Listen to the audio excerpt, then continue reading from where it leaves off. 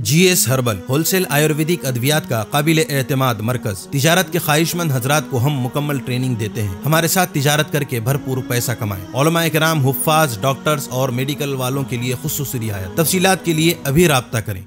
रीनोट wellness नोवा दाद, खाद, खुजली, फंगल इन्फेक्शन और उसके अलावा बड़ी बड़ी बीमारियों का भरोसामंद इलाज। रीनोट इस नोवा एक लाजवाब दवा। तफसीलात के लिए अभी कॉल करें।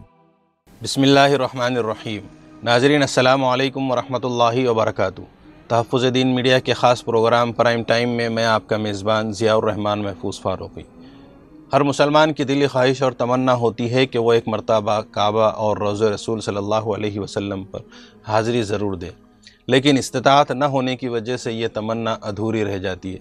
लेकिन अब उन लोगों की तमन्ना पूरी हो सकती है। जी हाँ, डायमंड शुगर एजेंसी ने एक बेहतरीन स्कीम शुरू की है। इस स्कीम में आपको डायमंड शुगर एजेंसी औरंगाबाद से 10 किलो शक्कर ख़रीदना है और इस स्कीम का हिस्सा बनना है।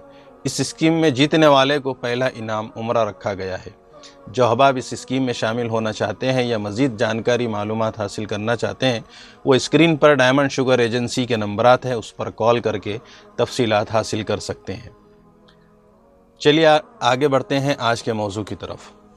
नाज़रीन, कल 15 अगस्त है।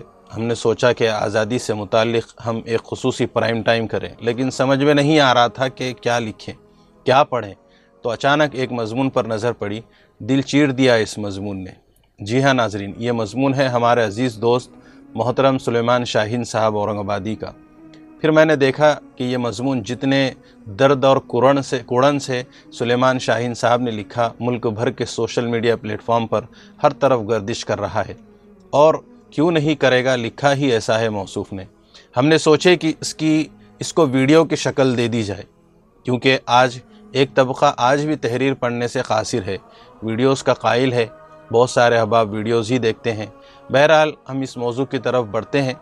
सुलेमान शाहीन के मज़मून का उन्वान है, मैं तिरंगा कहाँ लहराऊँ। मौसूफ़ लिखते हैं, 15 अगस्त यौम आज़ादी का दिन है।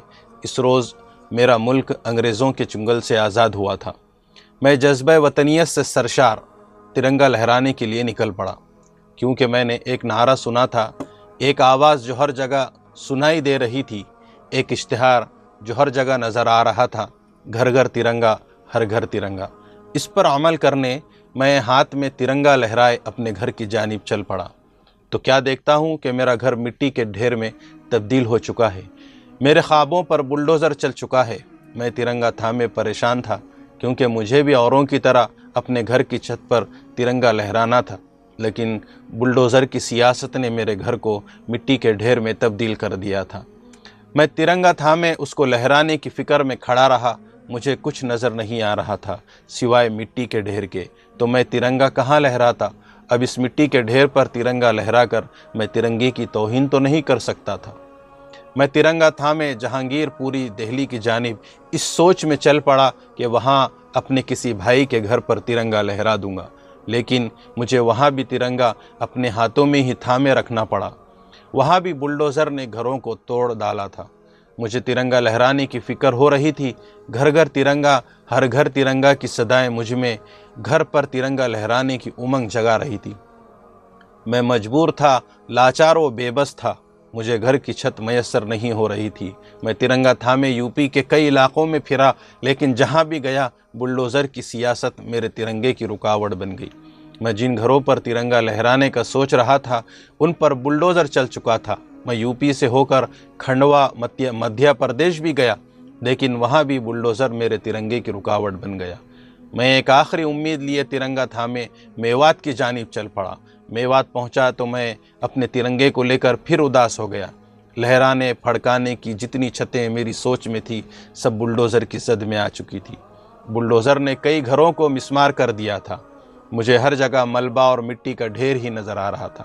मैं अपने तिरंगे को इस मलबे की गुर्दो गुब्बार से बचाता हुआ दौड़ पड़ा।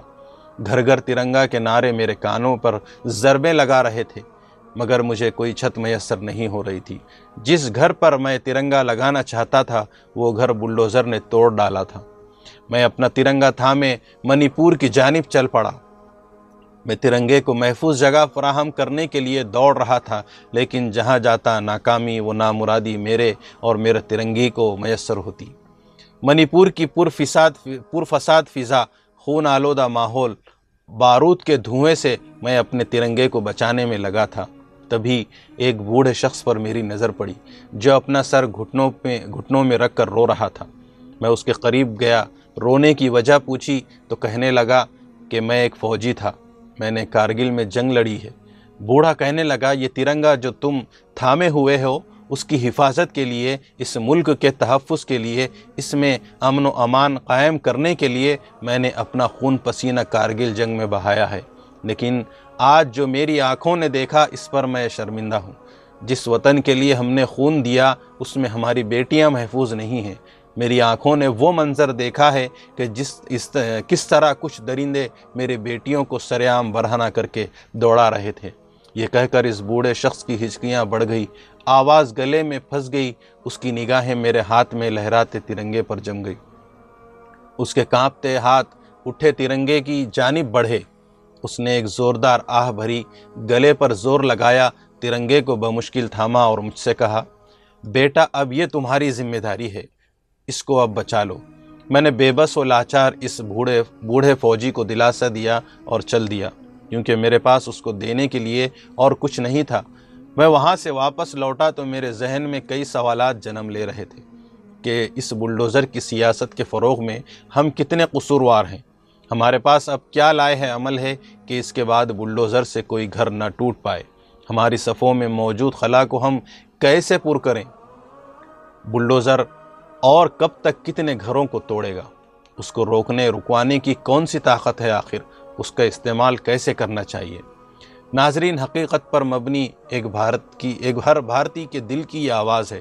ہمیں چاہیے کہ اب ہم متحد ہو جائیں اور اس ملک کے لیے، سلامتی کے لیے کوششیں کریں، دعاؤں کا اہتمام بھی کریں۔ یہ ملک گنگا جمنی تہذیب کا علمبردار ہے۔ اس ملک میں سبھی مذہب کے ماننے والے، ہندو، مسلم، سکھ، عیسائی بھائی چارے کے ساتھ رہتے ہیں، لیکن چند مٹھی بھر فرقہ پرست لوگ اپنی ذاتی بنیادوں مسائل پر اس ملک میں نفرت کا ماحول پیدا کرنے کی کوشش کر رہے ہیں، لیکن اس میں انشاءاللہ وہ ہمیشہ ناکام رہیں گے، کیونکہ یہ ملک آزاد تھا، آزاد ہے اور انشاءاللہ ہمیشہ آزاد رہے گا۔ سبھی ناظرین کو کل یوم آزادی ہے، اس کی قبل از وقت یوم آزادی کی ہماری طرف سے، تحفظ دین میڈیا کی طرف سے دل کی پرخلوص گہرائیوں سے بہت بہت مبارک۔ چلیے اب وقت کافی ہو گیا ہے، انشاءاللہ کل پھر کسی اہم موضوع کے ساتھ آپ سے ملاقات ہوگی۔ اپنا اور اپنوں کا خیال رکھیے، خوب دعاؤں اور عبادتوں کا اہتمام کریں، ہمارے لیے بھی دعا کریں۔ جانے سے پہلے ایک مرتبہ پھر آپ سے گزارش ہے کہ اس ویڈیو کو خوب شیئر کریں۔ اب اجازت چاہتا ہوں، خدا حافظ، السلام علیکم ورحمۃ اللہ وبرکاتہ۔